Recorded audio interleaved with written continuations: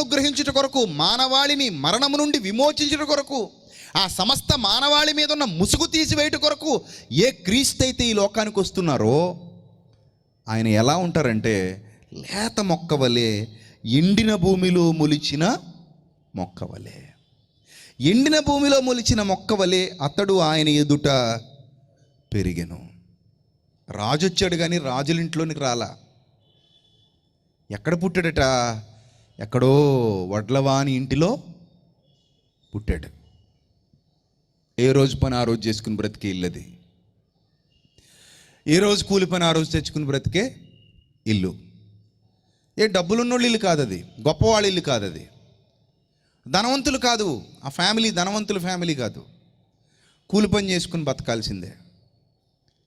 వడ్లవాడంటే మీకు తెలుసు కదా, కమ్మరి పని చేస్తారంటే ఎవరో ఒకరు ఇంటికి అది కావాలనో ఇది కావాలనో చేయించుకోవడానికి ఆర్డర్స్ ఇస్తూ ఉంటారు.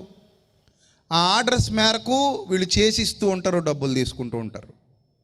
సో ఏ రోజు పని ఆ రోజు చేసుకుని బ్రతికే ఒక ఇంటిలో ప్రపంచాన్ని కలిగించిన సృష్టికర్త కుమారుడు, కలిగి ఉన్నది ఏది ఆయన లేకుండా కలగలేదు.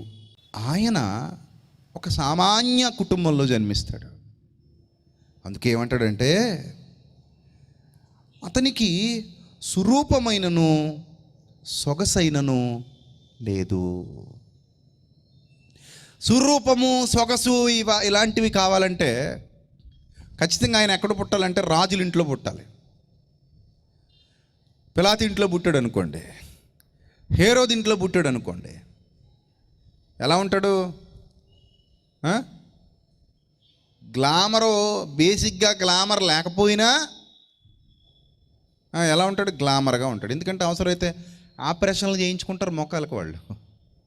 మీరు చూసారా సినిమా హీరోల పిల్లలు? ఇంకా మనమే బాగుంటాం వాళ్ళ మీద. కానీ వాళ్ళు ఆ మేకప్లు, ఆ గొడవ, ఆపరేషన్లు, 33 ఆపరేషన్లు చేయించుకుని, ఎందుకంటే వాళ్ళు పుట్టిన ఫ్యామిలీ అలాంటిది. గోల్డెన్ స్పూన్తో పుట్టారు వాళ్ళు. వాళ్ళకి ఇంకే లోటు లేదు.